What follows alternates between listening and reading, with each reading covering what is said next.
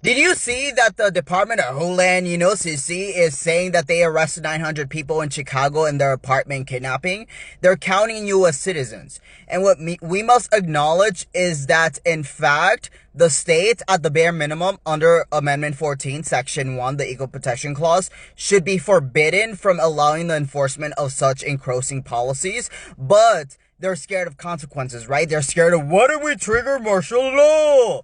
But the thing is, the fact that all of these, events of calling in, National Guard or threatening with calling in the National Guard, people are saying that it is bait in order to, pressure you to respond and to trigger martial law, right? But ultimately, what history tells us is that it is a test, one, for the military to see how complacent they are, how much they're willing to comply and allow for their responsibilities to be obscured, right? To be grayed.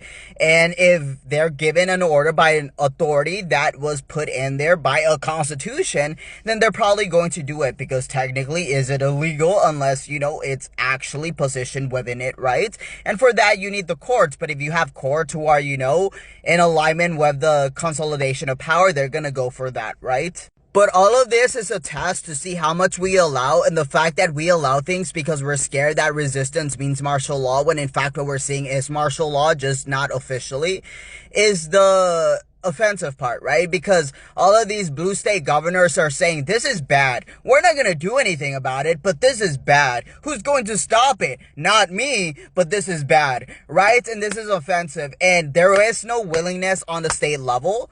Even when it comes to the states where there are policies that we see as being great, they can do more. They can do more, but they don't want to say that they have power outside of tradition, but they do. The local does not. It is the state. The state commander-in-chief is the governor. The fact that in Illinois, J.B. Pritzker didn't go ahead and maximize on his power as commander-in-chief tells us how the states are going to maximize, which is that they won't. The fact that we can literally end federal funding to pressure the Congress, to pressure the GOP to bargain, but we're not doing this because we're scared of harm, tells me that our state governments do not understand the urgency, and they, like Poland, the Polish government, will hand over people. Polish government handed over 3.3 million Jews. 3 million of them never returned. That's half of the 6 million who were taken was given by the Polish government. Why? Because they didn't want to trigger martial law against the Polish government.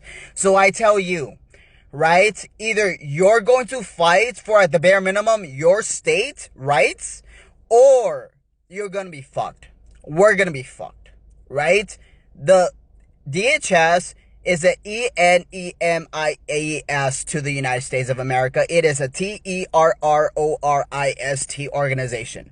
And we have to acknowledge that, and our state governments have to acknowledge that. And if they refuse to, then we have to force it.